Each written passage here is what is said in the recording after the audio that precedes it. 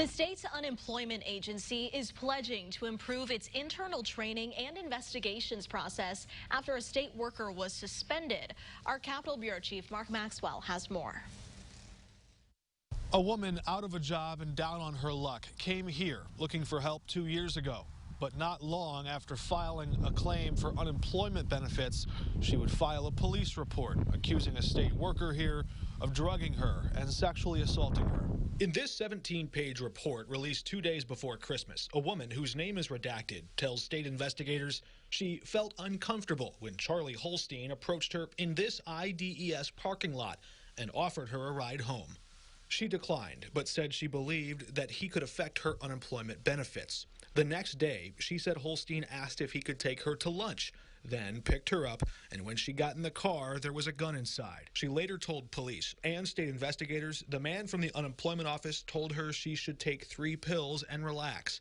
She says she only took 1 pill. That's when she claims he sexually assaulted her. 2 days later, she was admitted to the hospital, but said she did not report the assault while she was there and intended to let it go. 3 weeks later, she did report the assault to local police. Too late, though, for a conclusive medical exam to corroborate her story, and police said they found no physical evidence. Holstein admits he had sex with her twice, but in written statements denies ever giving her drugs or assaulting her.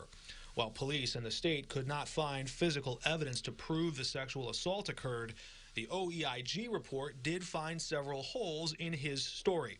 Claimed, quote, she was on something, and while he met her at a state unemployment office, he denied he knew she was an IDES client. This denial, however, is not credible, the report reads. Finding cell phone records contradict many of his statements.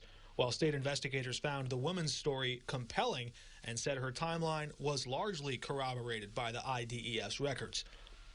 Holstein could not be reached for this story, but told state investigators he absolutely conducted himself in a professional manner.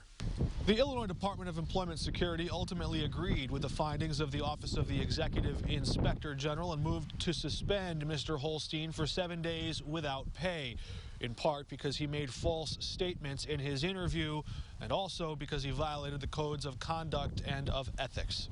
Reporting in Effingham, Mark Maxwell. The Illinois Department of Employment Security and the State Labor Relations Board never interviewed Holstein in person.